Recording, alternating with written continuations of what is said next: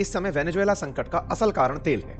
लेकिन इस तेल से क्या भारतीय कंपनियों को भी लाभ हो सकता है? अमेरिका की तरफ से मिले संदेश में या संकेत में यह कहा जाए कि वो कहीं ना कहीं भारत को रूस का विकल्प तैयार करके देना चाहता है। भारत ने आज तक रूस से तेल इसीलिए खरीदा क्योंकि वो ये मानता था कि हम सस्ता तेल खरीद के दुनिया में महंगाई बढ़ने से रोक रहे हैं।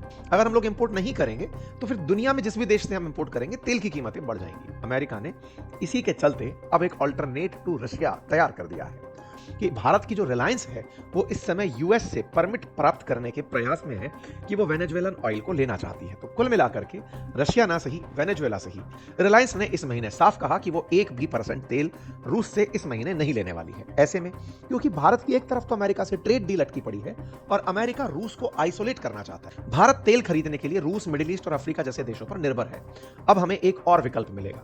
आज हमारी ऊर्जा आवश्यकता का लगभग 88% इस ईयर इंपोर्ट होने के आसार हैं। भारत की ऊर्जा आवश्यकता अभी भी तेल पर निर्भर चल रही है। ऐसे में एक और विकल्प हमारे पास होगा। रूस पर चूंकि प्रेशर बढ़ाता जा रहा है अमेरिका, भारत पिछले 4 सालों में 144 बिलियन यूरो का तेल परचेज कर चुका है रूस से तेल परचेज करके हमने उसे पैसे तो पहुंचाए, लेकिन हमारे पास में डॉलर का सोर्स जो अमेरिका था वो बाधित हो गया।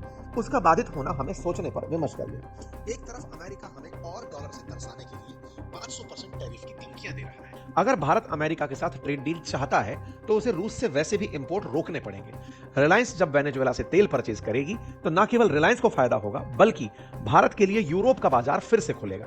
रिलायंस से रिफाइन हुआ तेल जब दुनिया के दूसरे देशों में बिकने जाता है तो उससे टैक्स कलेक्शन भारत को होता है। परिणाम स्वरूप भारत के साथ साथ भारत की रिलायंस के साथ साथ और कंपनियां इंडियन ऑयल, एचपी, ओएनजीसी, इन सबके भी बाजार खुलते हैं और बाजार खुलते हैं तो हमारा स्टॉक पर सीधा असर देखने को मिलता है। उम्मीद है कि वेनेजुएला संकट से भारत को होते हुए लाभ की आपने तेल कंपनियों के लाभ की चर्चा को आज के सेशन में जाना होगा।